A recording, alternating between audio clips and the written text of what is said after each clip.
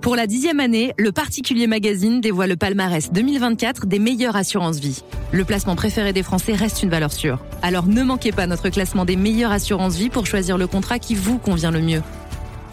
En kiosque pour seulement 5,30 € et en ligne sur boutique.leparticulier.lefigaro.fr.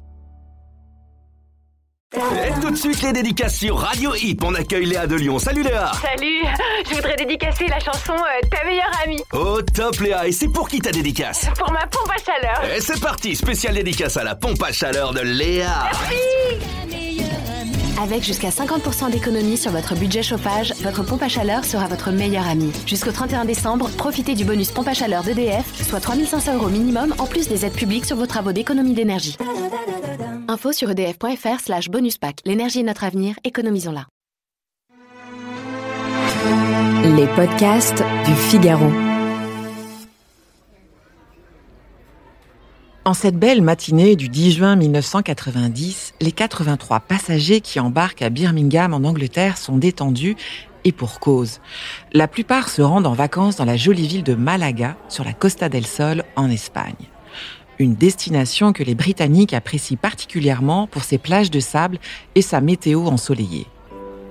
Ils embarquent à bord du Bak-1 11, un biréacteur court-courrier sur un vol qui restera dans les mémoires, le British Airways 5390.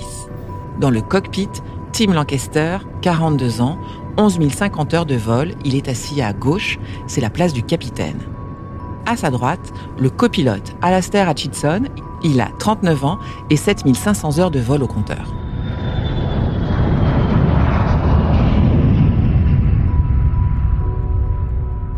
Il est 7h20, l'avion décolle.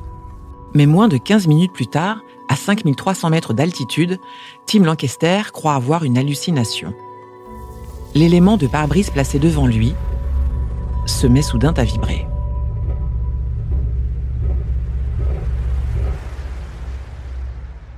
Bonjour, je suis Anne-Emmanuel Isaac. Bienvenue dans les récits du Figaro. Les accidents aériens ne tournent pas toujours à la tragédie. Le professionnalisme, le courage et la dextérité des équipages ont souvent permis d'éviter un drame. Les miraculés du ciel existent et dans cette série d'épisodes, je vais vous raconter ces histoires incroyables.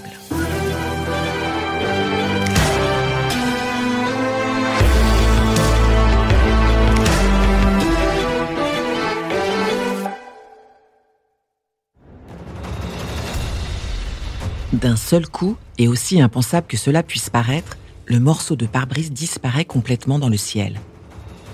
Arraché, il a sauté comme un bouchon de champagne. S'ensuit un fracas infernal, comme une explosion. Tim, qui vient juste de dégrafer son harnais de sécurité, s'apprêtait, tel un parfait Anglais, à déguster une tasse de thé. Il est immédiatement aspiré par le trou béant en face de lui. Par chance, son pied s'est pris dans le levier de commande. La moitié de son corps se trouve hors de l'appareil, plaqué contre le haut du fuselage. Un des stewards se précipite sur lui pour l'attraper à la taille et le retenir pour qu'il ne soit pas totalement aspiré. Mais en s'accrochant ainsi, le pied du commandant a mis l'avion en piqué.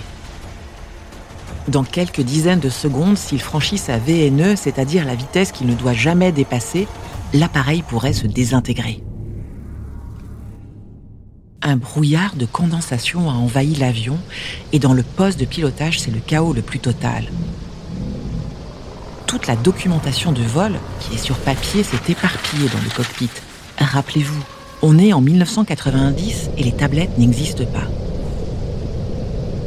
Le vent qui s'est engouffré fait un tel vacarme qu'aucune communication radio avec le sol n'est possible. En une seconde, l'avion est devenu sourd, aveugle et muet.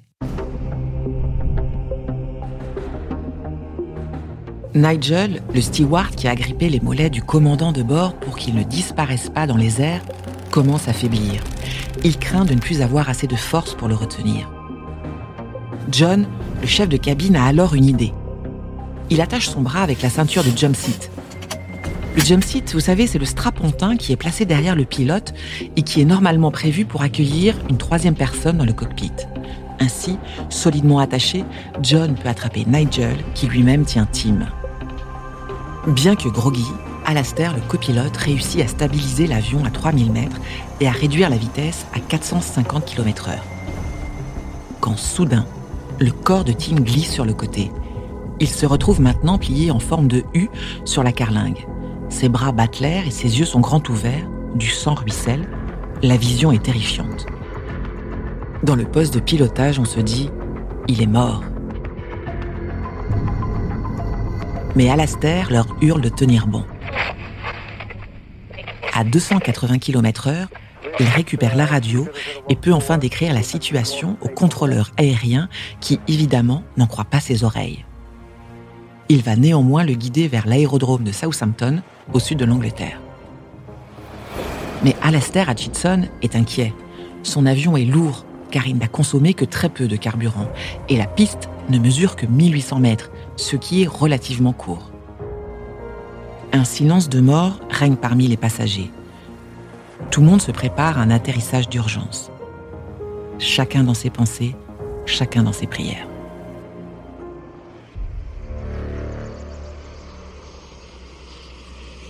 Malgré la situation chaotique, Alastair réussit néanmoins un atterrissage impeccable. Le BAC 111 éborgné se fige sur le petit aérodrome. 18 minutes se sont écoulées entre l'explosion et l'atterrissage, une éternité. Tous les passagers descendent dans l'ordre. Évidemment, les secours se précipitent pour décrocher le commandant Tim Lancaster. Et à la stupéfaction générale, il est vivant. Il reprend peu à peu connaissance et en quelques heures, aussi incroyable que cela puisse paraître, il est debout. Il s'est fracturé un bras et un poignet et souffre également de contusions et bien sûr de quelques engelures. 5 mois plus tard, il sera à nouveau derrière les commandes d'un avion. À la vitesse d'une balle de fusil.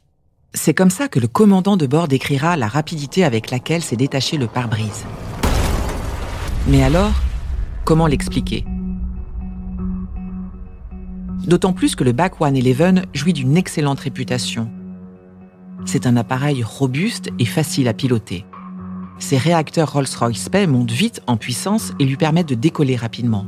Il est si solide que l'avion s'accommode de toutes les pistes, même les plus sommaires. Son petit train d'atterrissage lui donne une allure de teckel court sur pattes. L'avion du vol BA 5390 est sorti de production en 1977. Jusqu'à l'accident, soit 13 ans plus tard, il totalisait près de 38 000 heures dans le ciel, ce qui n'est pas excessif. Alors, que dit l'enquête ? Elle est menée par Stuart Culling, du Bureau britannique sur les accidents aériens, et celui-ci découvre que le pare-brise avait été remplacé la nuit précédant le vol.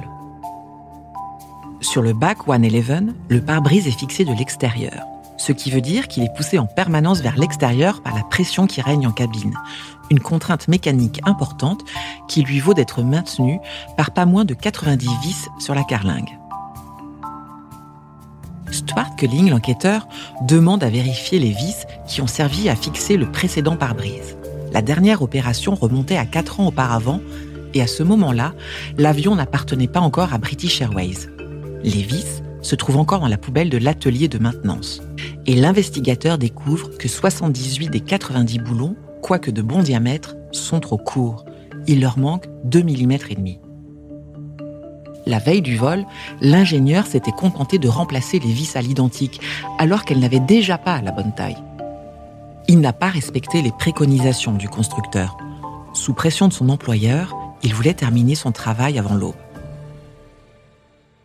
Plus de 30 ans après cet épisode incroyable, l'équipage du vol 5390 continue à se réunir régulièrement. Les 18 minutes d'enfer qu'ils ont vécues ensemble les ont soudés à jamais. Il faut relever l'extraordinaire sang-froid du copilote Alastair Hutchinson qui a permis d'éviter la catastrophe en prenant au fur et à mesure plusieurs bonnes décisions. D'abord, il a mis fin au piqué vertigineux que l'avion s'apprêtait à faire. Ensuite, il l'a stabilisé à la bonne altitude pour que les passagers ne manquent pas d'oxygène. Et en volant assez bas, il n'a pas encombré l'espace aérien. Enfin, il a été très réactif face aux indications du contrôle aérien. Il ne connaissait pas l'aérodrome vers lequel on l'a orienté, mais il a parfaitement maîtrisé l'itinéraire jusqu'à lui. Et surtout, il a exigé que l'équipage retienne le commandant de bord Tim Lancaster jusqu'à la fin. Certains ont pu dire que c'était par crainte que son corps se coince dans une aile ou les moteurs. Mais ce qui est sûr, c'est qu'il était proche à la fois professionnellement et personnellement de Tim et qu'il n'avait aucune envie de le voir disparaître. Nigel, le steward qui a tenu la jambe du commandant, a également été blessé. Il s'est retrouvé avec une épaule disloquée et des engelures au visage et à l'œil. Il faut saluer également l'attitude des autres membres du personnel de bord, qui ont veillé sur les passagers, évitant tout mouvement de panique. Bref, tous se sont montrés exemplaires pour que cet accident ne se transforme pas en tragédie. Merci d'avoir écouté cet épisode des Récits du Figaro. La prochaine fois qu'on se retrouve, je vous raconterai l'incroyable amérissage d'un Airbus A320 sur le fleuve Hudson. Ce sera le dernier épisode de cette série des Miraculés du ciel. Alors, soyez au rendez-vous. Vous pouvez vous abonner sur toutes les plateformes de podcast, nous laisser des commentaires, des étoiles et bien sûr partager cet épisode avec vos amis. Vous pouvez également nous suivre sur le site lefigaro.fr et sur nos réseaux sociaux.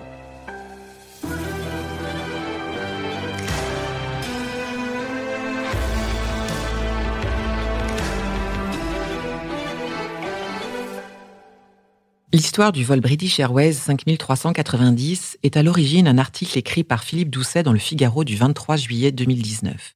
Il a été adapté et raconté par Anne-Emmanuelle Isaac et monté par Ben Daly. Les podcasts du Figaro.